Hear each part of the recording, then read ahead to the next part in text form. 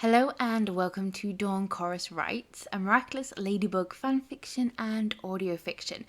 This is the new series for holiday magic season called All I Want for Christmas.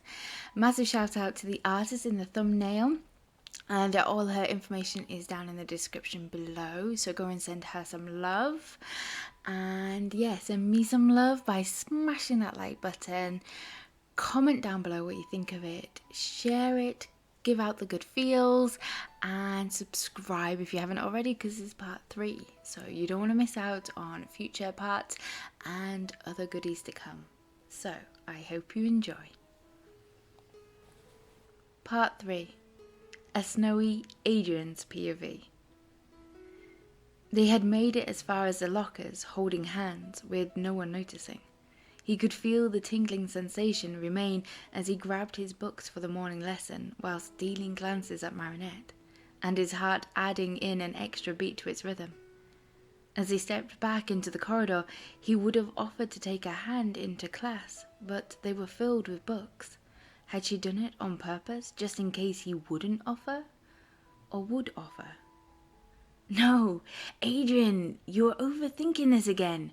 Smile and walk her to class. Yeah, he could do that. Knowing Marinette or possibly Ladybug was sitting behind him the whole time. Yeah, he could do this.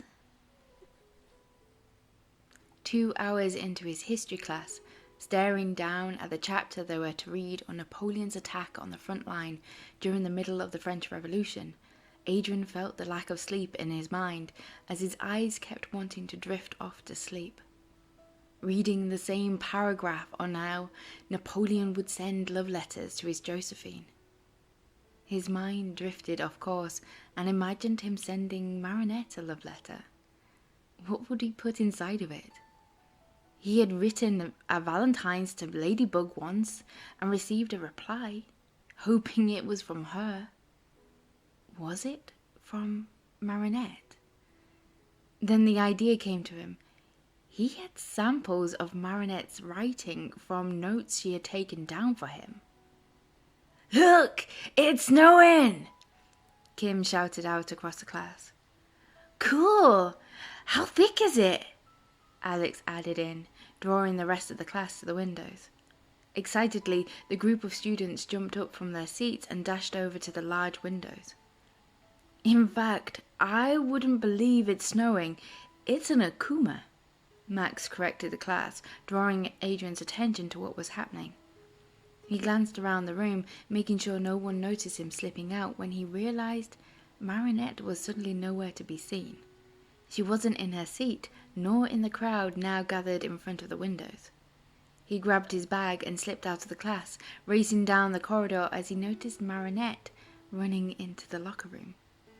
Was this more of the evidence he had been searching for? How many times had it happened before, and he had been so caught up transforming to cat, he hadn't seen his lady was doing the same thing, right beside him.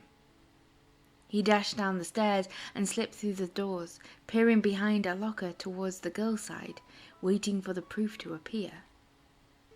"Kid, don't you want to transform?" "Yeah, in a minute, Plagg. This is the moment I've been waiting for. Either Marinette is going to walk out of those doors, or Ladybug." "We don't have time for your mystery series, Columbo. We need to help," Plagg said as he rammed a piece of cheese into his mouth.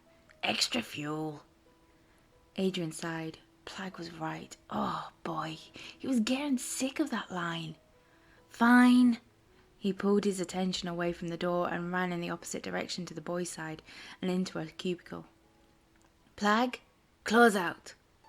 As he was about to climb out of the window, a thought occurred to him. What if Ladybug did the same thing on her side? Then he wouldn't have seen her leave. Smiling to himself, he took off into the direction of the blizzard that was now forming. Cat stood on a rooftop and let out a hearty laugh at the sight before him. It reminded him of Glaciator, but instead of ice cream, the form was a snowman walking down the streets of Paris with its own dark cloud above, releasing a heavy snowfall and filling the streets below in snow. "Cat, this isn't funny." LB landed next to him, taking in the view. "What? You think Frosty here isn't a tad comical?" "No, not when he's turning people into ice sculptures, and thanks to the snow, kids aren't running and hiding as they should be." She pointed to a group of children around 10-ish having a snowball fight a block away, and then pointed to the now melting crystal figures. So the ice people weren't good, but he couldn't help feel envious of the kids having a snowball fight. He'd never done that element of winter before.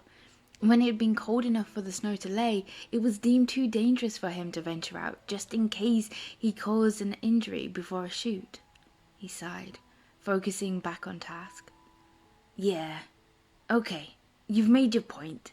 Frosty ain't so jolly after all. So what's the plan, Ladybug?" He leant on his staff and watched her calculate the situation before him.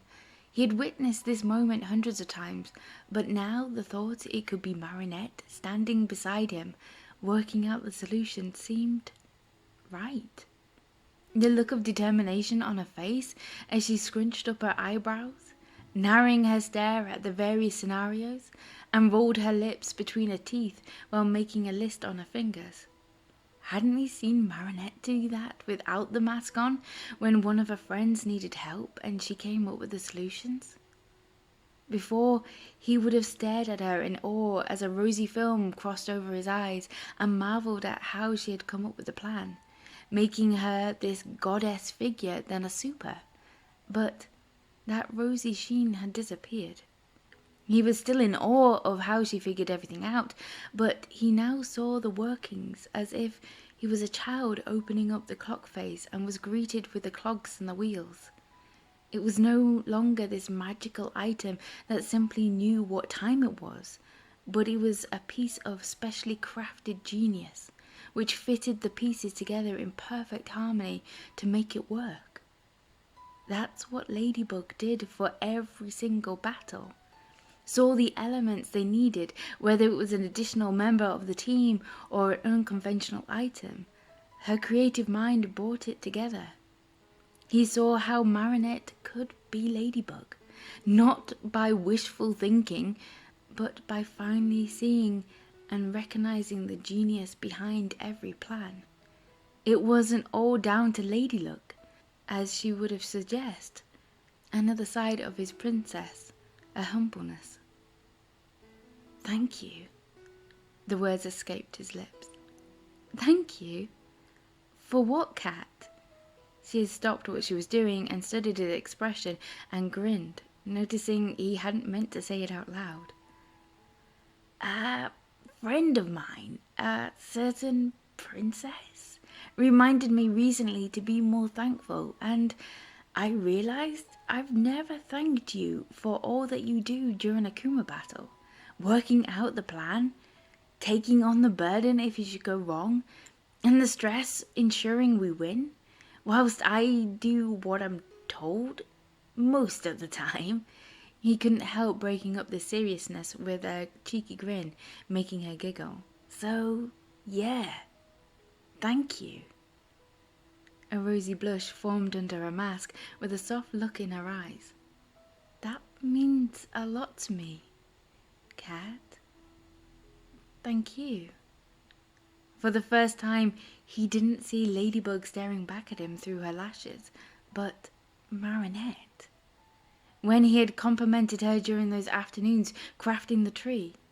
But if that was the case, didn't that throw out even more questions? She bopped him on the shoulder, giving it a slight push, redirecting the awkwardness away from her. He chuckled. "So, saying all that, do you have a plan, m'lady?" "I did until some silly cat distracted me with kind words," throwing him a smirk, and he could swear a wink. "I was thinking, what if the victim is like Andre, stuck inside with the Akuma and we have to break him out to get to it?" "So, melt Frosty." Yeah, but that cloud following him around, keeping the air around him chilly, that is going to be harder said than done. Can we blow away the cloud? I don't think that would work. What if we could source a heat that was greater than the cold? Counterbalance it? Kat suddenly remembered last week's chemistry lesson on particles in contrast to solid and liquid. How Marinette had placed up her hand and said, if freezing is 0 Celsius, you would need a heat reaching boiling point, 100 Celsius for water, as it shifted to steam, forming gas particles and away from solid and the refreezing element. Ladybug repeated, word for word. There you are, princess. Chuckling to himself, resisting the Cheshire Cat grin which wanted to form across his face, Cat let out a single cough. We need a large kettle in the middle of Paris? How? Where? No, not a kettle. Oh, we need... She threw up her yo-yo in the air. Lucky charm. Down fell an enormous box of matches. Fire? Matches to light a fire? Why not a flamethrower instead? He raised an eyebrow at LB and got "that's not helpful" look back. Or get Frosty here all snuggled up in front of a warm cozy fire with an extra large mug of hot chocolate. Cat, she said through a muffled snigger. His heart rejoiced at the sound, which meant even more to him now. Wait! This weekend, aren't they celebrating winter solstice with a bonfire in the park? Isn't winter solstice a few weeks away? That doesn't matter. The bonfire? She stared at him, waiting for his brain to catch up. Getting Frosty cozy next to the fire isn't a poor plan after all. If we can get him close enough when the heat is right, should be hot enough to melt him. So, you set up and I lead him over? Cat got his baton out ready to battle. Cat versus Frosty, who will win? Yeah, sounds like a plan to me. Cat, stay safe. No big risks. Okay? She glanced over at him, pulling out a yo-yo. As if I would do that. Then he noticed the look in her eyes. Knowing them better, he realized she meant it. She feared for him, cared for him. I promise. There was no way this Frosty could freeze him, not with such a warm glow inside his heart. The rest of the battle had gone according to plan. Most of it. Cat led Frosty to the fire that was in the shape of a giant snowflake, but had dodged one of Frosty's freezing snowballs at the last second, with only his tail getting hit slightly. So now, Cat had a popsicle for a tail that dragged in the snow. He was just grateful it wasn't a fully functioning one, otherwise that would hurt instead of just looking stupid.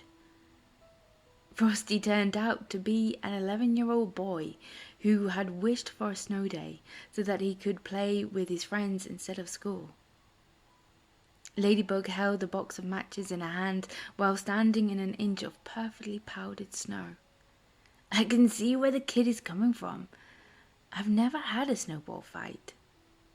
What? Never? Paris has snowed before without being a Lakuma, but you've never? She used the same tone Marinette used when Adrien revealed his own secrets as they worked together. After the second day, he had found it easy to let her in, more than he had let anyone, and told her small confessions. Was he feeling that now, letting his lady into another side of Cat? Maybe that was something he needed to do for LB, to see more Adrien in Cat, and yet his princess already did. Oh, all this was hurting his head. No, I was never allowed out, and no friends to... He needed to stop before he gave too much away. Okay. Bear with me. I have been experimenting. Ladybug held out the lucky charm and mumbled words under her breath until a smile formed.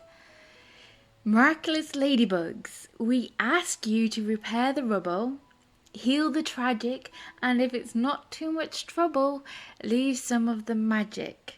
Crossing her fingers and looking a tad embarrassed, she tossed the lucky charm into the air. What was with that rhyme? I hope you should see in a second if it worked. Ladybug held out a hand as a tiny swarm of mini-bugs swept across the city, healing the ice forms back into people, repairing the damage to the buildings and properties. But he noticed it was leaving the snow Frosty had spread across the city, chasing her after her cat. Wow! I can't believe that actually worked! Ladybug burst out laughing, followed by jumping up and down on the spot and grabbing her cat by the shoulders. You did this for me? He gazed into her eyes, which were still wide with wonder in her own creation. Yeah, well, I wanted to try at least. Still can't believe that awful rhyme worked. Not my best poetry. Her earrings were beeping, signaling she had 2 minutes left. Unfortunately, we can't have a match, as I need to head. I'm about to transform, but I wanted to give you something, especially after those kind words. Maybe as a civilian, you could grab the opportunity. Maybe it will help you to get into the spirit of Christmas. I've listened to some tunes my princess gave me. How about a movie night with your princess tomorrow? She raised her eyebrows at him and gave him a little smirk, teasing him. What was happening? Watch a movie? I need to go, but I heard Marinette is having a movie night, watching White Christmas, a classic, and I'm sure she would love the company from her tomcat. Think about it. Catch you later, cat, and enjoy the snow. She pulled out a yo-yo and zipped away. He stared after her. He had got this all wrong, hadn't he? She cared about her kitty. But in what way? He used his baton and leapt onto the nearest roof, making his way back to the school, laughing at the thought of seeing her so soon and the bubbling happiness which was forming inside his chest. Down below, he saw groups of friends playing in the snow and recognized his classmates amongst them. Jumping into the nearest alleyway, Cat transformed back into Adrien. Watching Marinette running out of another, joining the group. How? How had he missed all these signs which had been in front of him all this time? Dude, look! How is this possible? Snow! Nino shouted as he approached, not noticing the snowball flying towards him. Hitting him in the side of the face, he gave a little shudder as fragments fell down his collar. Glancing around, he noticed Marinette blushing, scooping up another snowball. Really? You would attack me whilst I was off guard? That's not very fair, Marinette. He laughed, throwing his own and hitting her in the arm. She looked at him with her ladybug game face that only Cat would know. It is on, Adrien, lobbing one back whilst darting away from another. He hummed the song Frosty the Snowman, wondering if it was on the playlist gifted by his princess, whilst looking forward to a Christmas film tomorrow night with this amazing girl. Taking one more step closer to his Christmas wish. All I want for Christmas is... Thank you for listening to part 3 of All I Want for Christmas. I hope you enjoyed it. Frosty, hey? And make sure you smash that like button. Comment down below what you think of it and what will happen next. Chapter 4, Marinette, White Christmas, all I'm saying. And make sure you subscribe so you don't miss out for the next one and all the goodies to come. Okay, I hope you have a good one and I will speak to you soon. Bye.